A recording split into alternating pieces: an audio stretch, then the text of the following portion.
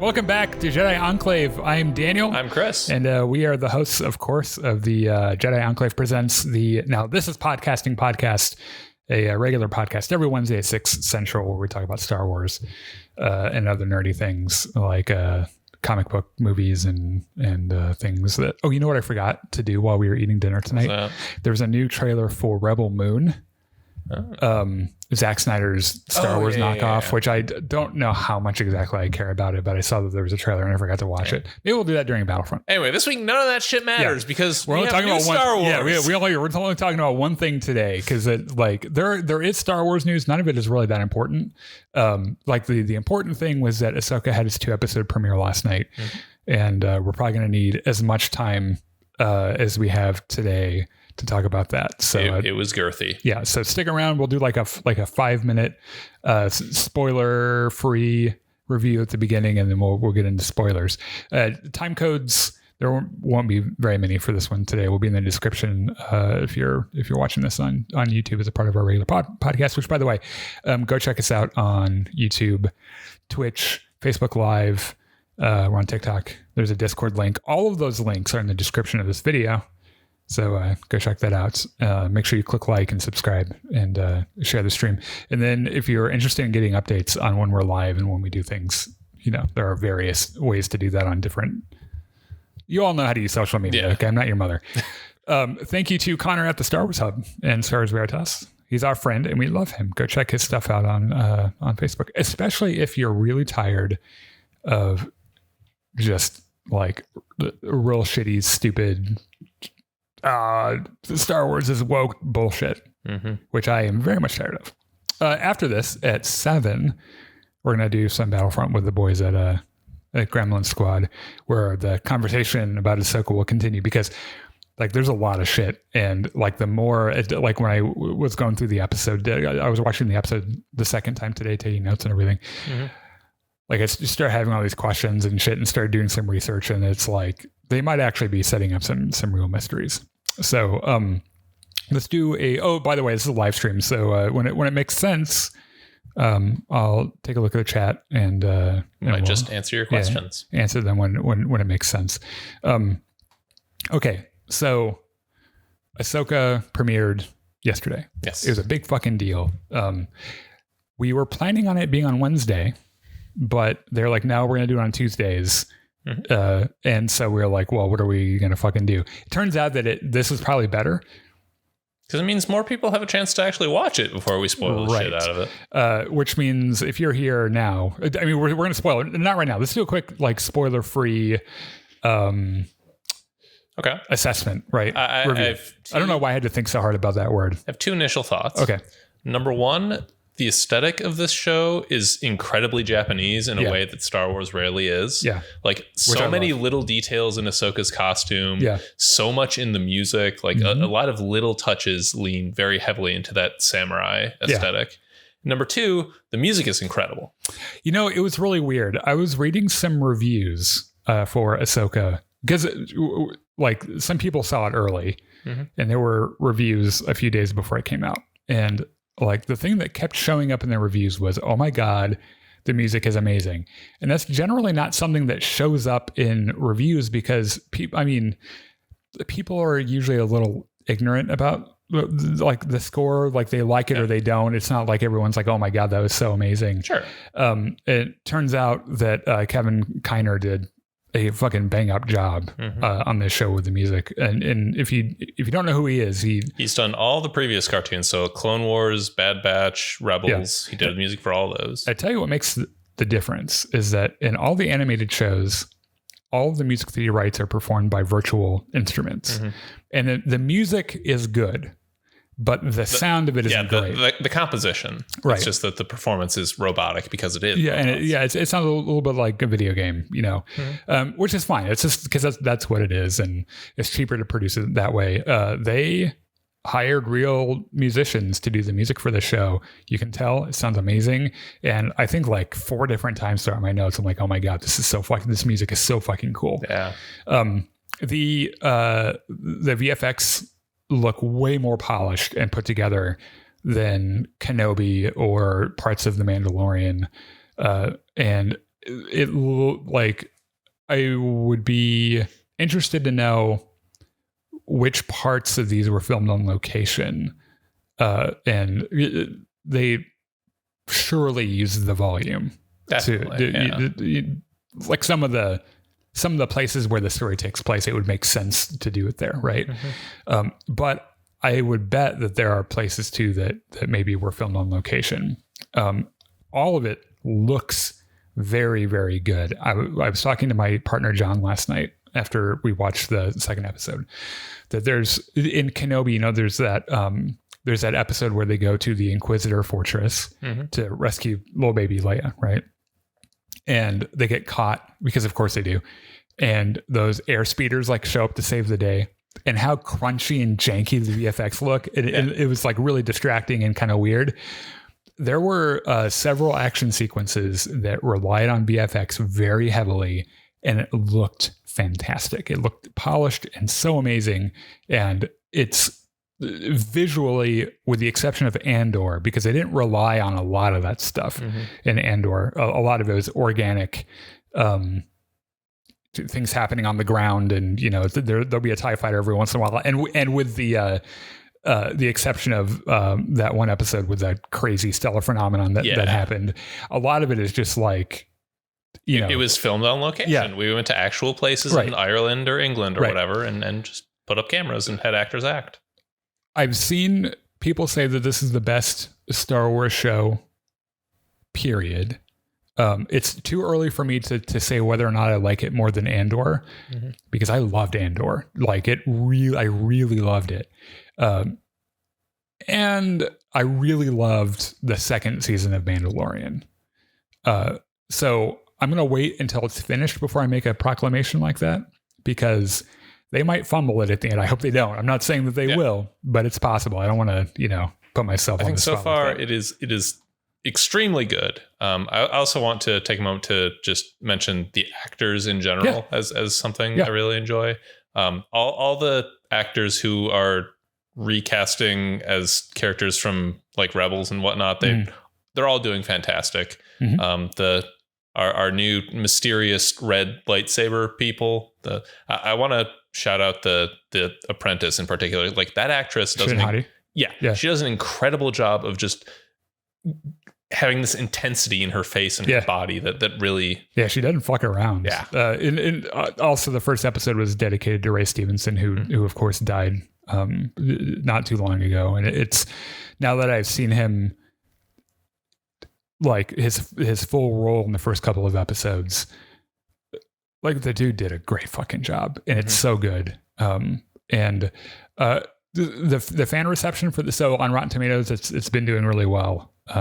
The tomato and audience score are around the same. And the chatter that I've seen on social media has been about the same, where if you go into the comment section of a Star Wars thing, usually what you're going to see is a bunch of people bitching about Kathleen Kennedy or whatever. People are really excited about this show. The ones that haven't been excited, their problem with the show so far, at least what I've read, which is admittedly like not a very big sample, is that all the characters are women. Oh no. And it's I actually thought it was really funny that like one of the two dudes in the first episode dies in the first like couple minutes, and so like it's gonna piss somebody off. Girls, get it done. Get over it. And you know what? It's all of them are great actors. Their characters are used well, and they have the beginnings of character arcs that make sense. And so I haven't. It's not like I don't get upset by stuff like that. Like, they're cool characters. I like them, and whether or not they're female is really kind of immaterial to me, just so long as it's represented. So, anything else you have about that? No, I think that's about it. I want to get into spoilers because I don't know how much time we have a lot to get through. So if we are getting into this, I'm going to do episode 1. You're going to do episode 2. We are going to spoil everything, and there's quite a bit actually in this to spoil. They're laying some groundwork for some mysteries in Star Wars, and I think they're going to get into some lore that they haven't really got into yet. So if you've not seen it yet and you want to go in like a virgin, all shiny and new, go watch it and come back. And then I think when we're at the end, we'll read some chats, and also some folks responded on Facebook to a post with their general thoughts and theories, and we'll probably read through some of those. So this is Ahsoka episode 1, Master and Apprentice. Episode 2, it's called Toil and Trouble, which is like a Shakespeare thing, which I think is really funny actually. Bubble, Toil and Trouble. Yeah, everyone always knows that as the thing from Macbeth. The first thing I know it from, first of all, is Hocus Pocus. Okay. And then the second is John Williams, for the second Harry Potter movie, did a little goofy piece with those lyrics that the school choir sings. And it's goofy and weird and very John Williams. And so whenever I see those words, I hear the song in my head. Maybe we'll play that during the live stream. I'll show it to you, the Battlefront live stream. So we open up on a red Star Wars title card, and then we get some red text crawl with like some of Kevin Kiner's really cool music. It's a little bit of strings melody, lots of drums, and it is like literally the beginning of a Kurosawa film, right? Where they tell you how everything is and how delicate the balance is, and how there's one person roaming around trying to do the thing, and it kind of connects to what you were saying in our spoiler-free review about this being a giant homage to classic samurai film. And I don't know how anyone didn't think to marry that with Star Wars in the first place, because it works out so well. George Lucas stole half the idea for the Jedi from Samurai anyway. So it makes total sense. It's a very natural pairing. It's like fucking good food with good wine. So the texts get us caught up with what's going on in the galaxy, right? More or less, the Emperor's dead. Empire's fallen. New Republic has risen. They got some real bad dudes out there trying to fuck everything up. There's a plot to find Thrawn, who may or may not be dead. He's going to reunite the Empire and start another war. And by the way, Ahsoka Tano is running around the galaxy doing things. Right. She caught Morgan Elsbeth, which we know because we saw Mandalorian season 2. And she learned about a secret map that the bad guys are looking for. And Morgan Elsbeth is being transported to her trial. Now, since we saw Mandalorian season 3, you'd think that they'd stop transporting prisoners with one ship. Has any criminal in the New Republic actually made it to their trial? I don't think so. I don't think they have. So a New Republic ship enters frame, and I was talking to John about this, that even as a man in my mid-30s, there's something about seeing live action Star Wars with a ship coming into frame that just gives me a huge dopamine hit. And it's just it had a big fucking grin the whole time, because there's something so Star Wars about it. And there are ships that we're really familiar with because we're like right after Return of the Jedi. Yeah. So also the music is fucking great. Like it's the introduction of the ship and everything. As we get into the action scene, he scores the upcoming action scene in a way that I would not have expected. That was very, very cool. So the captain of this ship is on the bridge, and he's hanging out in his bridge crew. He's like doing he's doing captain things. Yeah, he's like turning his chair around and shit. And his nav droid is like, "Hey, there's a ship that just entered the sector, and it isn't the ship we're expecting." Which is Home One, by the way. Yes. Which is for anyone, Admiral Akbar's ship from the Battle of Endor. Right. So the captain's like, "Red alert!" And do we do that here? Yeah, yeah. Get them on the phone and see what they want. And so his comms officer is like, "Okay, so here's something interesting. Don't freak out. They're Jedi, and they're transmitting an older code server that checks out. Yeah. They want to talk to our prisoner." And the captain's like, "Yeah, that's a load of bullshit. But let them dock. I'm going to go down there and embarrass them while I uncover that they're Imperial sympathizers." And the first mate, such a terrible idea, by the way. The first mate's like, "Maybe we should just blow them up." And he's like, "No, let them on the ship where they can do the maximum amount of damage if we're unable to fight them." And she's like, "We got to put ourselves into laser sword range." So the ship pulls in. This is the same shot composition as the Falcon entering the Death Star in episode 4, by the way. The captain and like a full security detail go down there to meet them while they're landing. And fucking landing ramp comes down. There's the steam and shit. And it's like, you know that they're bad guys. Like, this is how you know they're bad guys. The thing comes down and there's steam. Their ship looks exactly like the fucking Lambda shuttles that Vader and the Emperor rode. So 2 figures disembark. They're wearing Jedi robes. They're a little darker than normal. They're not like that like rough hewn brown and tan. Right. Yeah, they're darker. Again, in my notes, I have, oh my fucking God, this music. Mm-hmm. This tall dude with this killer fucking beard and this younger woman, and they are Baylan Skoll and Shin Hati, who are both named after characters in Norse mythology, who are 2 wolves who are chasing the sun and the moon. Huh. And when Ragnarok happens, they catch him, right? Probably a little bit of a hint of what ends up going on with Who them. knows? So Baylan Skoll is like, hey, thanks for letting us land without any problems. Like, we're a little surprised you let us do that. Because it's kind of suspicious. We're going to go see that prisoner now. No need to follow us or watch what we're doing. Mm-hmm. We're Jedi. We're completely trustworthy. Let us handle this. And he like stops him with his hand. The captain's like, stop. And he like looks down at his hand and he's like, I'll allow this for right now. I could kill you with your own hand right now. With a thought, yeah. The captain's like, okay, cut the bullshit. You're not Jedi. You're Imperials trying to put on a show. Droid, come over here and scan their identification. And Baylan's like, oh, you need to see our identification. And Shin Hati pulls out a lightsaber and starts cutting everyone down. Mm-hmm. And it's cool, and it's lightsabers, and that's all you needed for me to be on board for this. She takes out the entire security detail. Now the captain like tries to pull out his pistol to draw on her, and he just uses the force. He's like, no, you're not doing that. No. Put that down. And he's like, you were right about one thing. The negotiation. Oh, wait, hold on. That's a different movie.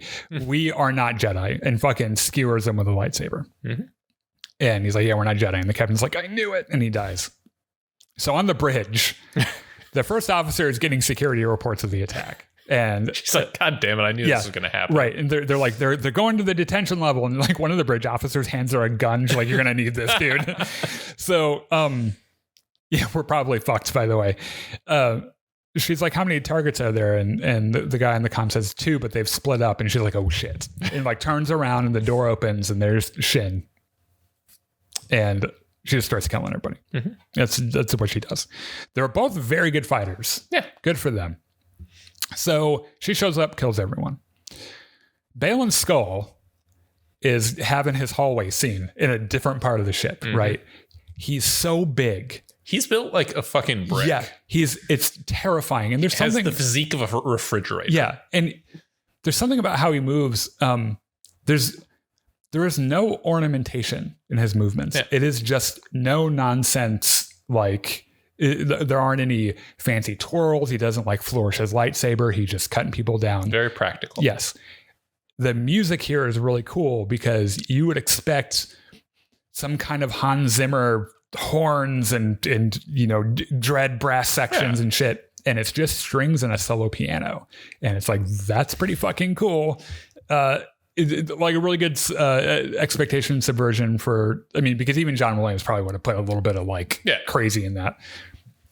So he gets to a cell and he opens it up, and it's Morgan Elsbeth's cell. And he opens it. She's like, you're pretty short for a stormtrooper. And he's like, I don't I'm not even wearing the armor. Yeah. What are we doing here, lady? I don't get it. And she's like, you wouldn't. Just take my fucking handcuffs off. You're true to your word. And he's like, I mean, yeah, you pay for my word, you get my word. So let's make like a tree and get the fuck out of here. And he takes her bindings off. I like that he does a little hand shape mm-hmm. that's like, yeah, and it made sense. Morgan Elsbeth is like, okay, they know about the map, and the Jedi that captured me is probably looking for it right now. And Baylan's like, what Jedi? And she's like, Ahsoka Tano. And he's like, oh, fuck. And bitch. Yeah. And then title card with some fucking great music. Mm-hmm. Again, Ahsoka's theme music from Rebels and Clone Wars. So meanwhile, Ahsoka Tano is hanging out in the ruins of an ancient temple of some kind somewhere. There's lots of pillars. Because if there's one thing the Star Wars galaxy has a ton of, it's ancient temples. Right. There's like a giant statue of a big robed being, and like half their face is missing. She finds a spot that she likes, And like there's a big circle on the ground. And she like kind of looks at it and she like wipes the dirt off of it. And she's like, oh, okay. And finds a spot that she likes and cuts her way through the floor, which by the way, she does the most extra thing. Puts her lightsabers in, spins them around with the Force. Right. Not touching her lightsabers at all. It's like, she's like, okay, I'm just going to do the Yoda thing now because I get it. It looks real fucking badass. Yeah. She lands in a chamber with like etched murals on the wall. There are hooded figures holding like orbs and shit. On the floor, there are 3 small pillars coming out of the ground. And it's literally in my notes, I have a puzzle from Jedi Fallen Order. And so... Yeah, it reminded me half of... The Zepho thing? The planet with the big orbs and the big balls. Yeah. Yep. Like half that and half Indiana Jones and the Temple of Doom. Yes. Yeah. In fact, I almost put in my notes she was going to do a Lara Croft, but it's like she's way cooler than Lara Croft. Yeah. So she studies a little bit. She like looks around and is like, hold on.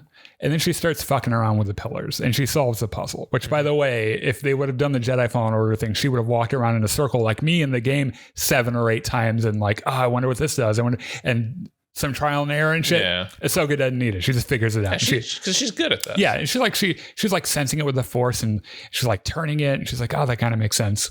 So everything locks into place. The orbs start glowing and this thing rises out of the center of the room. And it's the star map, which is, it's in this like column of weird volcanic ash that she just like kind of like scrapes away. And she's like, oh, here's another ball. These guys love balls. I don't know what it is. So she gets on her wrist comm and she calls Hu Yang, which is the Jedi lightsaber droid. She's like, I found the map.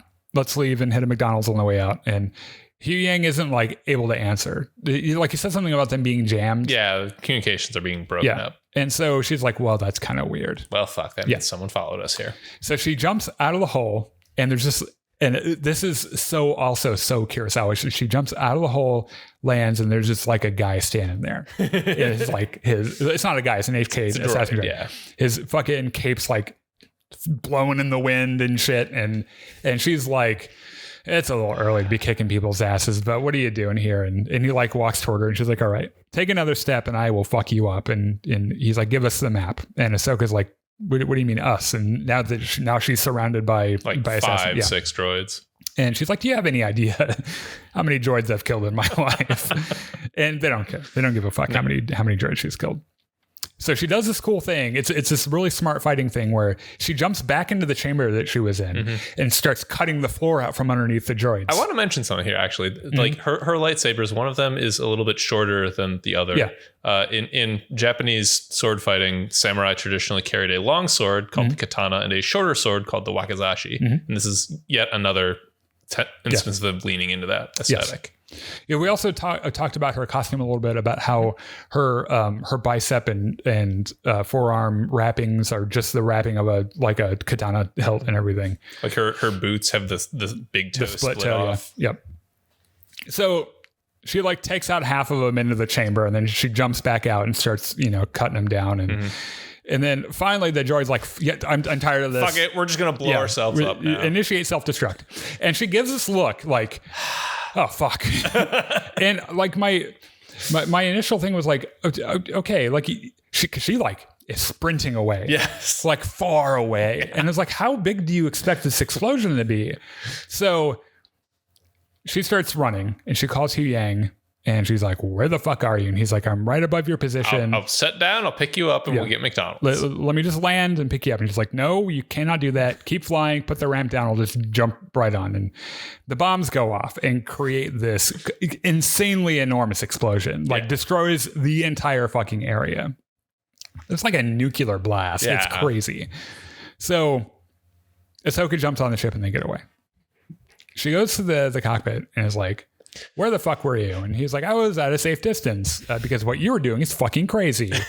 And she's like, you should have stayed close and maybe we wouldn't have lost communication. And he's like, I was following standard Jedi mission protocols.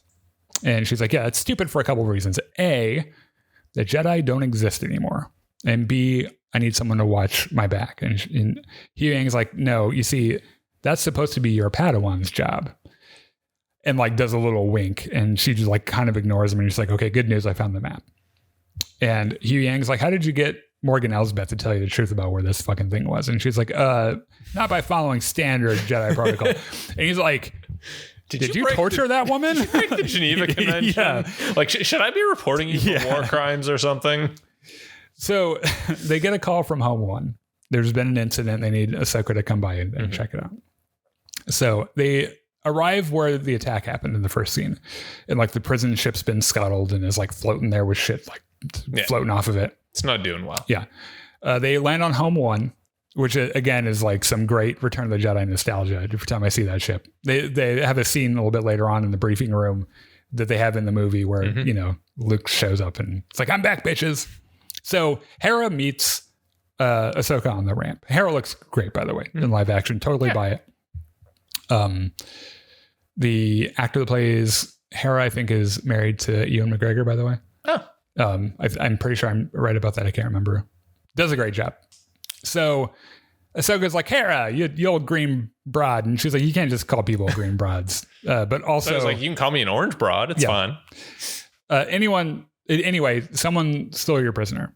And Ahsoka's like, oh, God. Do you have any idea how hard I worked to bring her in? That's probably bad news. And she's like, follow me and I'll tell you about it. So they have a little briefing in the Home One briefing room, which is where they do the Death Star presentation in Return of the Jedi. Hera tells Ahsoka about everything that happened, and they've got like a little picture of them. Yeah, so you ever seen these guys before? Yeah, who the fuck are these guys? And she's like, I don't know, I've never seen them before. And she's like, Hugh Yang, like analyze their lightsabers and see if you can figure out who they are. He's like, yes, I thought you'd never ask. Yeah. I fucking love lightsabers. I know lightsabers very well. So Ahsoka's like, oh, hey, I got this star map. And Hera's like, okay, what does it do? Where does it go? And she's like, it's a map to Thrawn. And she's like, that's not true. That's impossible. And Ahsoka's like, yeah, it's true. Search your feelings. Yeah. Also, Morgan Elsbeth probably knows something. I don't know what it is. The secret's in this map. There's something real fucking weird going on here. Yeah. Like something's kind of brewing behind the scenes. I don't know what it is. And Hera's like, wait. If Thrawn's alive, does that mean that Ezra might still be out there? And Ahsoka's like, I mean, maybe. I hope so. Like, makes sense. Be nice. Hera's like, okay, well, let's take a look at the map. And she's like, I can't. It's locked and we don't know how to unlock it. And Hera's like, of course not. Fucking Jedi. And you complicate everything. Here's an idea. Go talk to Sabine. She can probably help you. And Ahsoka's like, yeah, Sabine and I aren't exactly friends at the moment. Yeah. And she's like, I don't fucking care. Go talk to her for Ezra. And she's like, okay. All right, fine. Meanwhile, on Lothal, they're celebrating the Empire's defeat. Governor Azadi, who's played by Clancy Brown, who I think that's his name, right? Who voices that character in Rebels. Yeah, it's Clancy Brown. I want to make sure so ordinarily when I see this actor, I'm like, that's the bad guy, because he's always the bad guy. Yeah. But he's not in this. He would have been a bad guy already, I think. So he's giving an address to everyone. And yeah, fuck the Empire. We're free now. Yeah. And they're dedicating a memorial, which is that mural from Rebels, which is like the drawing of all the guys. Sabine is supposed to be giving an address, and he introduces her, right? Sabine Wren is here to give us a speech. Yeah. And they do the trope. Turns around and she's not there. So he pulls the Senator Jaikel, and he's like, fucking vamp. Like, you got to go find Sabine. Which, by the way, this character is also from Rebels, which is kind of neat. So, like, Azadi puts out like an APB on Sabine. He's like, bring her back here. She's giving that fucking speech. Sabine is racing on that super long road. Cruising down the highway on her speeder bike, not a care in the world. Yeah. And it's that big road that leads to the old communications tower where Ezra used to live. And a couple of ships, which are E-Wings, try to stop her. And she like knows the pilots, where they're like, can you please stop? And she's like, no. And they're like, okay, we're gonna do the minimum effort to try to stop you, and then say we try to stop you. So okay. They just park one of the fighters in her way. Yeah. And she's able to get under it, and they just let her go. They're like, okay, we tried. All right, fine. Yeah, we can say we tried. Yeah. Sabine comes home to her adorable Loth cat, which, by the way, I have in my notes, this is either a photoreal CG cat or it's an animatronic cat and I can't tell which. Yeah. And that says a lot about our ability to do things with VFX. Whatever they did with that cat is incredibly good effects work. It wouldn't surprise me if it was entirely CG, but they make it like it's crazy. Mm-hmm. And equally as impressive if it's animatronic, because it's like a really good animatronic. Yeah, it's like either way, it's like a win, right? So she opens an old box and pulls out a holo communicator, and it's an old message from Ezra, which must have been recorded like right before he and Thrawn disappear.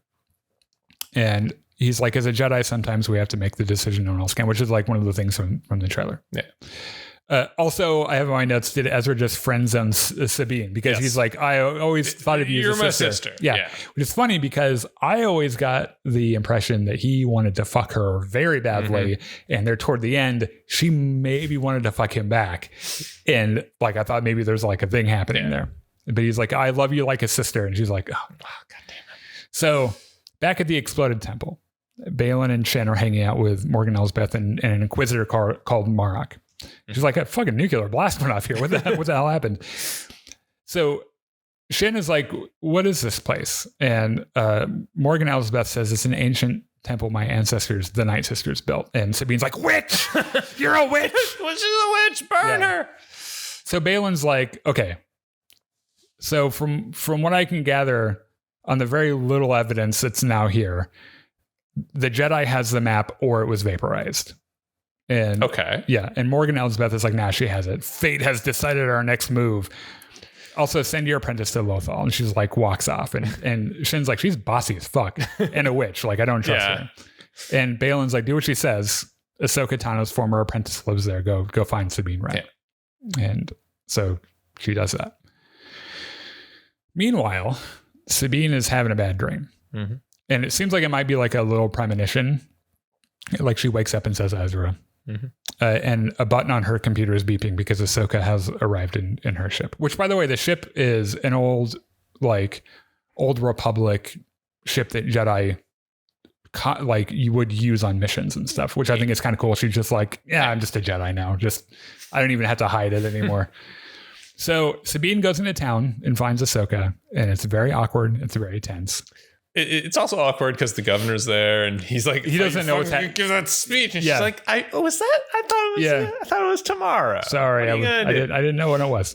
So Ahsoka's like, okay, here's the deal. I know there's a weird dynamic happening between us, but I found something. I think it means Ezra might still be alive. And Sabine's like, okay. I was going to scream at you, but I mean, that's the one way you could make me not scream at you. They go back to Ahsoka's ship. And she's like, so continuing on our conversation, like the whole Ezra thing, like, are you for real? And she's like, yeah, I mean, maybe. Our enemy definitely thinks Thrawn is out there, which is how I found this map on a planet called Arcana, where the witches of Dathomir used to hang out. And Sabine's like, witch! Fucking witches, man. Sabine takes a look at the orb. And she's like, have you tried turning the turny bits? And she's like, I'm not an artist, Sabine. Like, you have to do it. And Sabine's like, well, maybe I'll try twisting the twisty bits later. Like, was there a codex or something to translate it? And she's like, I don't know. Here's a scan that Hugh Yang took. It's all I got. Mm-hmm. I wouldn't be here with you if I knew what to do, Sabine. God damn it. So Sabine puts the map down and she's like, so where do you live nowadays? And she's like, on the ship. I live on the ship. And Sabine's like, that's a little trashy. Kind of weird. Yeah. Can you not find a place? What's the deal? And she's like, can you not find a landlord who will give you a lease? Right. Like, is your credit that bad? Like, no one can afford to buy a house. I get that. But like, don't you get tired of moving around all the time? And she's like, I go where I'm needed. And Sabine's like, yeah, that's bullshit. And looks at her like, and there's a little bit of tension. And then Ahsoka's like, you can be an asshole sometimes, Sabine. And Sabine's like, yeah, well, I mean, fuck you, because you can be an asshole too sometimes, master. And she's like, there's nothing easy about being a Jedi. And Sabine says, I should have made a real fucking good Jedi then. And she's like, yeah, you should have. And they're like, they start to stare at each other a little bit, but Hugh Yang shows up and he's like, I have an update. And Ahsoka's like, Hugh Yang, shut the fuck up. And Sabine's like, Hugh Yang, Actually, no, Hugh Yang, please keep talking. Do whatever you want. Live your fucking life, man. Also, I'm going to take this map. And Ahsoka's like, that's a bad idea. No, you're not going to take the map. Sabine's like, well, I need to consult my Lothcat, and I need somewhere where you're not, because I can't hear over your voice. You irritate me, and she's like, no, the map stays here. Like, that's very dangerous. Anything could happen. Yes. For example, you could get jumped by a bunch of HK assassin droids and it could be taken. You could get stabbed in the gut by a lightsaber. A lot of things could happen out there. So Ahsoka goes to see what Hugh Yang wanted. And Hugh Yang's like, wow, you guys aren't getting along. I'm sorry, you're getting reacquainted, I see. So it's like, you have real talent for saying the obvious, jackass. Yeah. What do you got? What do you want? And she's like, and he's like, okay, I did an analysis on the lightsabers. You won't appreciate the amount of work I actually put into this. So I'll just say, this one belongs to Balin's Skull, who disappeared at the end of the Clone Wars, and I don't know where the other one's from. And she's like, oh, okay, so there's like a master apprentice thing here. And he's like, I mean, probably. So Ahsoka goes to tell Sabine what they learned, but Sabine has disappeared. And she's fucking writing back. But, which, by the way, I've seen some criticism about some of the, like the first shot of Sabine writing on the highway. Like, she's listening to some like emo Star Wars punk. Yeah. And I don't hate it, because there's some diegetic music in Star Wars that isn't this, that sounds really neat, that isn't John Williams' score, right? Jedi Rocks, for example. I know some people are kind of split over. I fucking love it. It's a great tune. In Jedi Fallen Order and Jedi Survivor, there are like, there's diegetic music that sounds really cool. In fact, you get in Jedi Survivor, you get a DJ in the bar, pretty much, a droid DJ who plays music, right? So the second time she's flying down the highway, going back home, Shin Hati is just standing in the grass watching her drive by. Just watching her go by, doing her best Darth Maul impression. It is a shot-for-shot recreation of Darth Maul in the desert from episode 1. Seriously, like, the way the shot is composed. Yeah, I believe you. Shows it from the front, shows it from the back. You got the floaty thing right there. She's got the fucking binoculars. So Sabine gets home. She walks in and is like, okay, Kitty, we have a mystery to solve. If I can put on the coffee, we're going to be here a while. Meanwhile, Ahsoka calls Hera just to complain about Sabine. Oh my God, this bitch. I told her not to take the fucking map, and she took the fucking map. Hera's like, look, she's a Mandalorian. You know how they are. Also, you guys have a weird history, and I'm sure your master fucking hated you. And Ahsoka's like, Anakin never really got to finish my training, and I left him like I left Sabine. And Hera's like, well, stop fucking leaving people. Problem solved. Stop calling me. See you later. So Sabine has been working on the map for a while now. She's made a little bit of progress. Like, she's got some, like, a couple things figured out, but she's not really close to an answer. And the Lothcat's like, twist the twisty bits. And it's like, oh, right. It's a fucking Rubik's Cube. Yeah. Just spin it. So she really just twists them a couple of times and it works. Mm-hmm. And it projects this map of their local galaxy, mm-hmm. and then another galaxy way the fuck over here, and a line to it. Yes. And she's like looking at it, and she's like trying to record all the shit that she sees. And on cue, she's attacked by one of the HK droids, while another one like runs in and like, this is mine, and grabs it and runs away. It destroys all of her notes and like, oh, that's a computer. Fuck that computer, and like shoots it and shit. Shoots everything, runs away.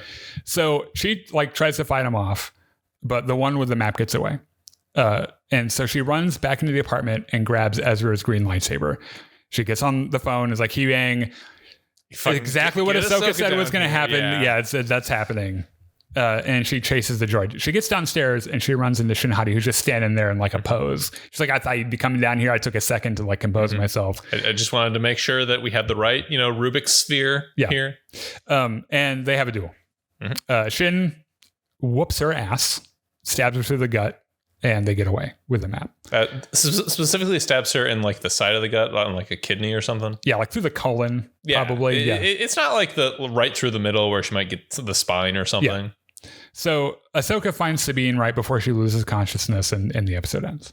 To Sabine's credit, even after she gets stabbed, she's like still swinging the lightsaber. Yeah, she's trying to get him. Like she's doing her best. I will fucking get you. Real quick before we I want to read a couple of the chats. I need to make sure to cut this when I do the podcast.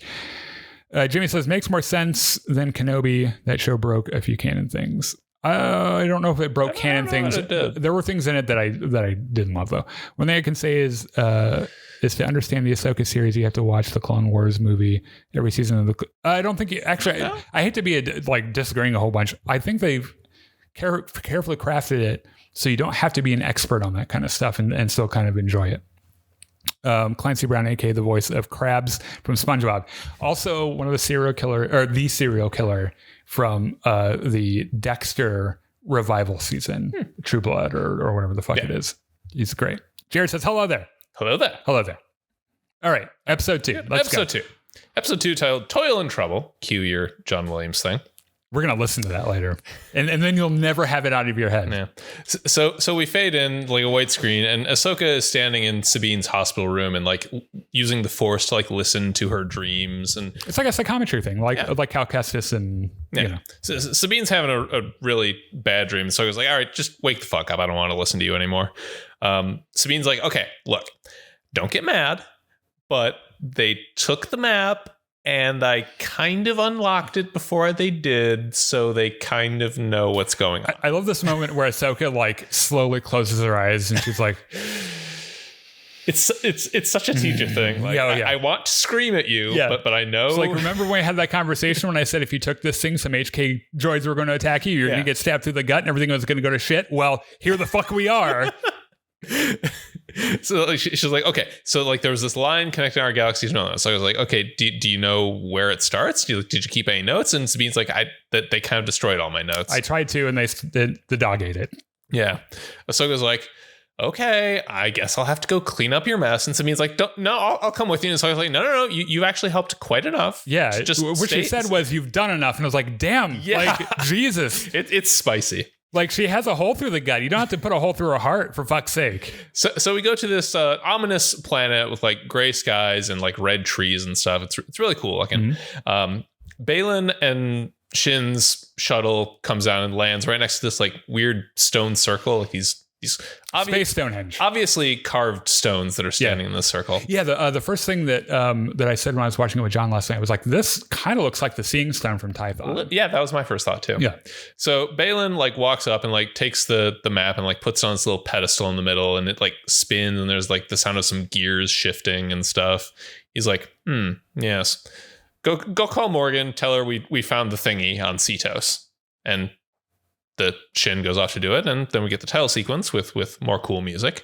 So Ahsoka comes back out to the comm tower, and like she's walking around down outside the tower at ground level, and like she's hearing Sabine's fight through the Force and kind of. This is what I thought you were describing earlier. This is the psychometry thing that Cal Kestis could do. There's a shot of her like stretching her fingers out to use the Force for this stuff. She got that like kind of high look. She's like, oh yeah. Okay.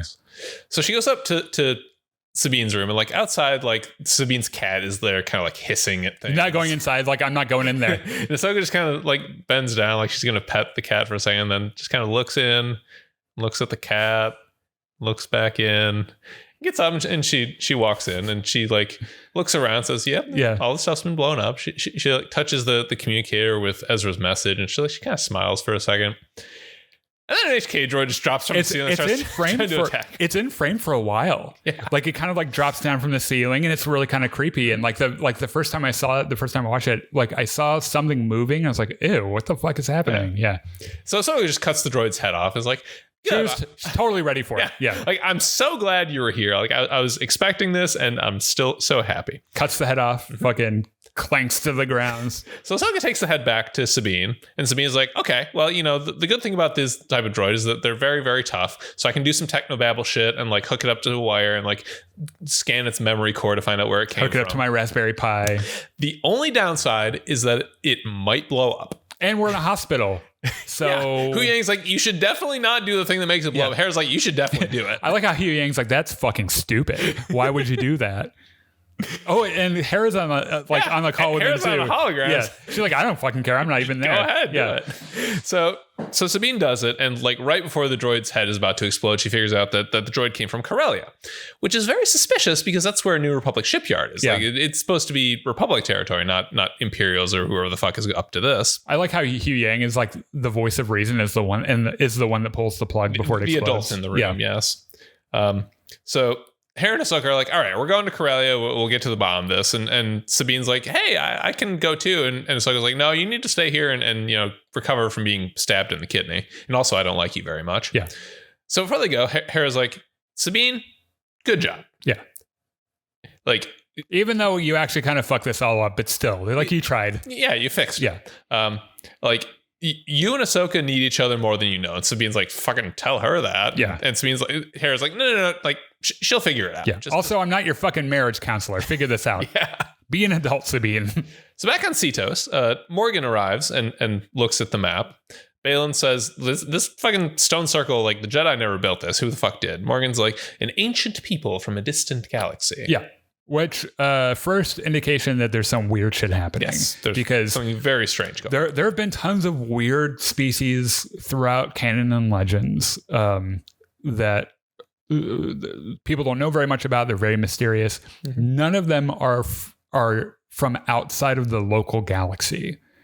Because there's plenty of mysterious shit in the galaxy. So the fact that there's like some kind of race of people that are from a different galaxy, like maybe, I don't know, maybe you're not into space stuff. That is insane. It's an incredibly far distance. Yeah, it is. Even if you have faster than light travel, it is fucking insane that there's this connection to a galaxy, another fucking galaxy. Yeah.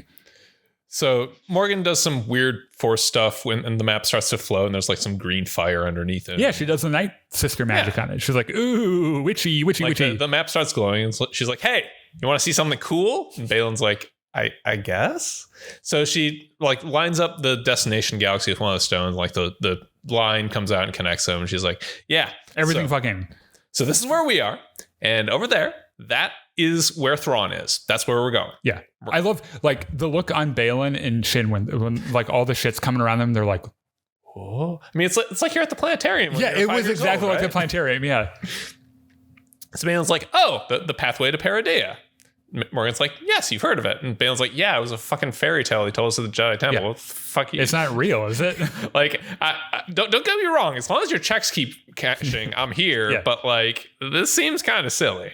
Morgan's like, no, like, I know it's real. I can hear someone calling to me in the Force across space and time. No, she said Thrawn was calling to her, which is insane also. We're going to talk about that toward the end. There's some stuff going on here. Yeah. So she shuts the map down. It's like, all right, so the Eye of Sion is almost here. Like we need to have it ready to go when it arrives. Baylan's like, don't worry about it. Merrick will get everything set up. So Morgan leaves. And Shin just kind of watches her go and then says to Baylan, so, like, when we find Thrawn, what's going to happen? And Baylan's like, well, it's going to start a war, first of all. For some people, it'll be a new beginning. And for us, it will be unlimited power. I think his actual thing is, like, power beyond anything you can imagine or something like that. Anyway, if I can go to Corellia, help Merrick with the thingy. So Ahsoka lands on Corellia and meets Hera, who is talking with Min Weaver, who's a supervisor for part of the shipyard. It's Dr. Taub from House. Yeah. I fucking love that guy. So Weaver's like, all right, so basically you guys didn't need to come here at all. Morgan's stuff has been redistributed among all the other Republic interests. Like there's nothing shady going on here. Ahsoka's like, well, I'd like to see it anyway, just to make sure. And Weaver's like, oh man, my day is so fucking busy. You're going to back me up 7 different ways. This is terrible. Hera's like, well, I'm a general and I can make this really fucking bad for you if you don't want to cooperate. So like, I will throw a fucking fit if you don't let us in. Weaver's like, all right, fine. So like they load up on a speeder and they go driving through one of Morgan Elspeth's old facilities. They used to make hyperspace cores for Star Destroyers here. Yeah. And now they're, dismantling them and using them for other New Republic ships. Most of Morgan's old workers are still here because, like, when you have a trained workforce, it is really hard to get rid of them and replace them. So, like, if you want to keep the business running, you kind of need to keep the workers. Yeah. Ahsoka and Hera are like, aren't you worried that some of them are Imperials and would be, like, loyal to the Empire? And Weaver's like, look, they're workers. Yeah. They don't care about politics. They're loyal to their paychecks. Yeah, they need jobs. Yeah. They're just fucking here. Not everyone's a fucking idealist, Ahsoka. Hera's like, well, what about you? And Weaver's like, I'm a businessman. I'm loyal to my investors. I'm an American. Yeah. Profit. America. Yeah. So Hera and Ahsoka just kind of like exchange side eyes with each other, and they're like, they're totally not buying it. They're I'm like, this guy's full of shit. This. Yeah. So they go. They keep riding, and Hera's like, so Sabine, like she did a good job with the map, and Ahsoka's like, why the fuck are you talking to me about her? No, she didn't. Literally, she's the reason that it got stolen. She's the reason we're here right now. What are you talking about? She did a good job. Like, okay, look, I think you should take Sabine back as your apprentice. And Ahsoka's like, she's not ready. Also, I didn't ask you about that. Hera's like, how do you fucking know when she's ready? And Ahsoka's like, she'll know when she's ready, and I'll know when she's ready, and she'll know when I'm ready, and I'll know when I'm ready. So just fucking... And everyone will know that I know that she knows. Yes. So back in the hospital, Sabine gets the bandage taken off, and she has this really gnarly scar. Hu Yang says, congratulations on being fully repaired. Also, hey, you have a cool lightsaber. This means like it's Ezra's lightsaber, actually. And Hu Yang is like, yeah, it was, but he's kind of gone, so it's yours now. Congratulations. Have you been keeping up with your training? She's like, obviously not. I just got my ass kicked by some, blonde broad with a lightsaber. Yeah. Like I can't really train if Ahsoka doesn't want to teach me. And like, he's like, that's a bunch of bullshit. Yeah. She's like, motherfucker, Ahsoka quit on me. Like she walked away. Hu Yang is like, tough titties, move on. Yeah. Like, Sabine's like, okay, answer me this. Did Ahsoka, was it Ahsoka's idea to bring the map to me and have me unlock it, or did Hera put her up to it? Hu Yang is like, it was Hera's idea, but Ahsoka agreed after Hera twisted her arm. But no, she did not want to come here. No, she really didn't. Sabine's like, well, fucking, that tells you everything you need to know. Besides, I was never good with the Force. And Hu Yang is like, oh yeah, you fucking sucked. No argument here. Yeah. And Sabine's like, yeah, great. I love how he does not try to flatter her. No. And this kind of answers a little bit of a question. She has some weird Force stuff going on, like her dream. Yeah. I appreciate the fact that they're not making her some, like, all of a sudden super leveled up Force user. Like, I'm perfectly fine with her being like, I can sometimes hear weird shit in the Force, but I cannot lift rocks or anything. Like, it's just not the thing I can do.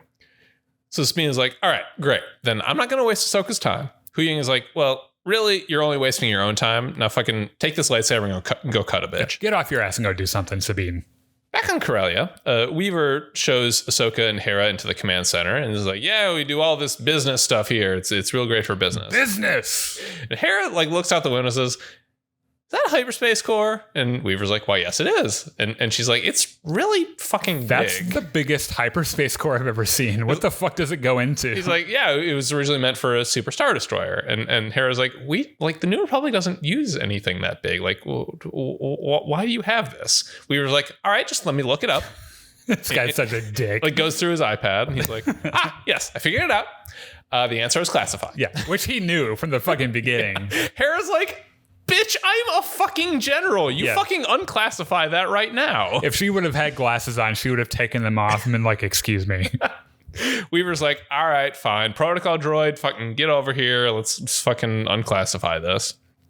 Ahsoka's like, so I see you have protocol droids here. Do you have other droids? They're red, by the way, the color of bad guys. You wouldn't happen to have any assassin droids in the broom closet here, would you? And Weaver's like, of course not. Protocol droid's like, actually, yes, I did see an assassin droid the other day.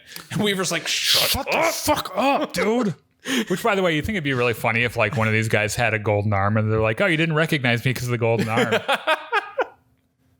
Anyway, so Ahsoka's like, okay, where is this assassin droid? And Protocol droid's like, actually, I think they're boarding that ship right over there. He's right there. You're welcome. Hera's like, all right, runs over to the communications. Like, okay, you need to fucking stop that ship right the fuck now. And the communications lady's like, I can't. It's cleared for launch. And Hera's like, fucking unclear it. Stop that ship. And she's like, I can't.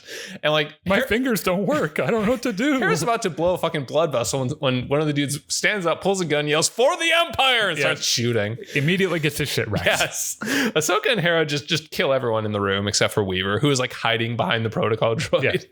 Yeah. And Ahsoka's like, all right, Hera, you go get your ship and like follow their ship. I'm going to jump out this window. Hera's like, you do you, girl. Fucking Jedi. Yep. So Ahsoka jumps out the window, like starts running down the platform. She's forced to stop when she's confronted by Merrick, the Inquisitor, and the assassin droid. So Hera and Chopper. This guy is so fucking extra, by the way. His like, he just unclasps his fucking cape and it just like flies in the wind. It's another one of those samurai movie touches. Yeah. So Hera and Chopper like start up their ship, the Phantom, and go chasing after the escaping transport. Ahsoka is now fighting with her two lightsabers and the Inquisitor and all that. Hera gets on the radio and is like, hey, fucking turn around, pull over. If I had sirens, they'd be going off right now. Wee woo, pull over. And the ship just starts shooting at her. Yeah. She's like, why aren't they stopping? And like the cannon's like points like, oh, okay, we're doing all this. Right, yeah. This is what we're doing.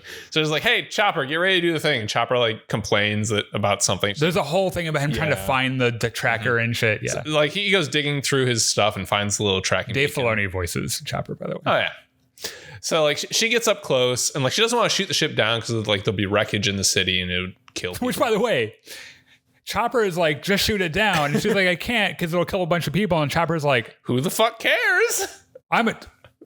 Just do it.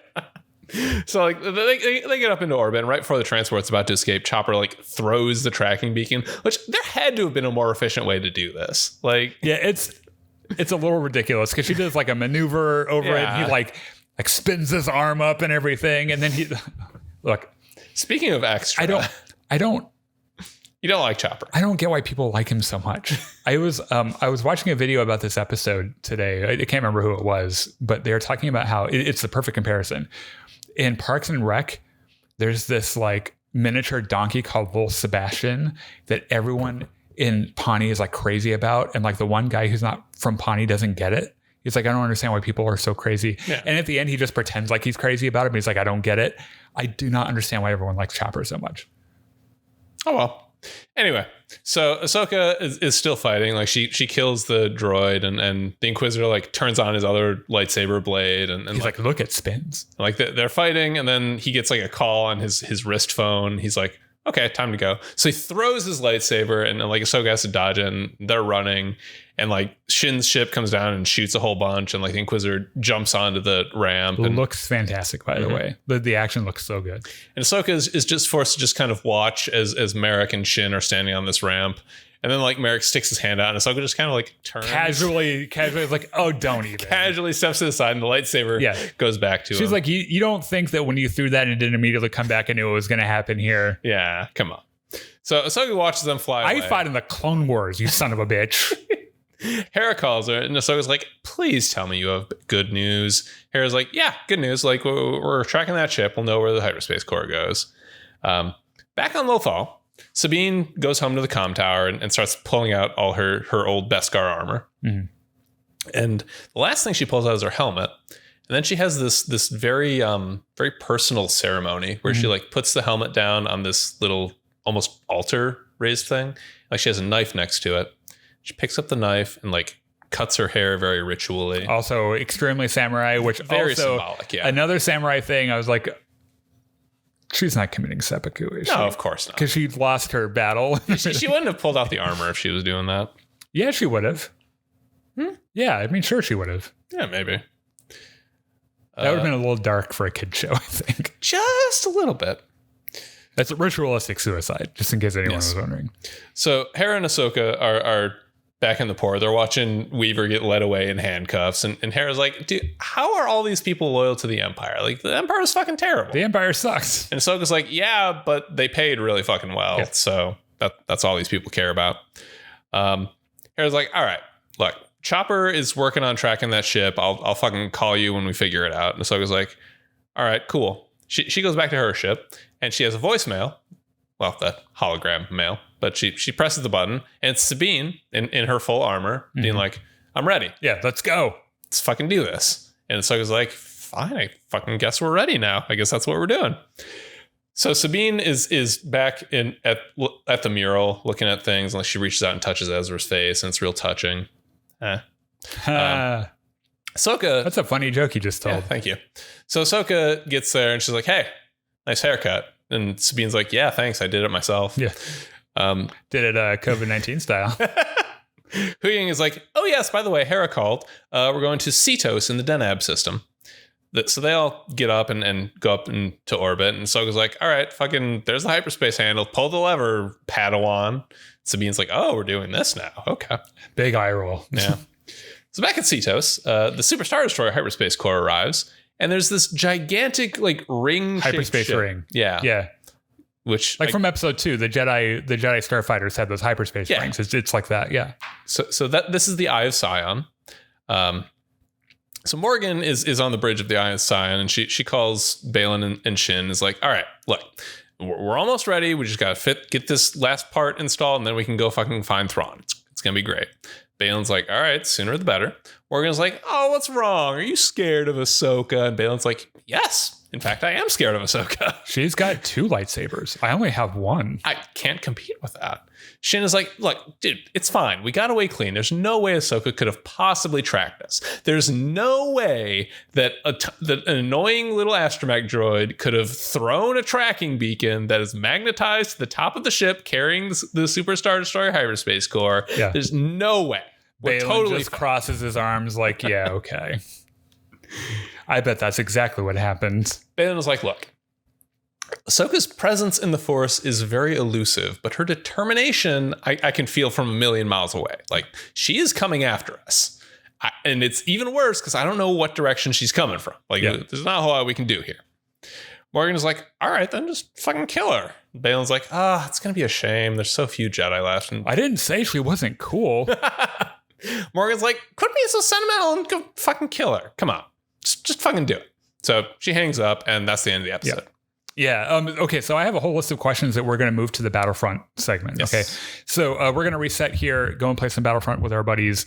So if you have notifications set up, it'll tell you. It'll be here in the next couple of minutes. Yeah. So check us out on Facebook, Facebook Live, Twitch, and YouTube. And we hope to see you there. In the comments, put whatever you saw, whatever you thought. We're interested. As well as your theories. Yeah. No matter how crackpot they are. There are some flying around too. We're going to talk about them. So thanks for all the comments. We'll see you here in a few minutes for Battlefront. See you later. Goodbye. Bye.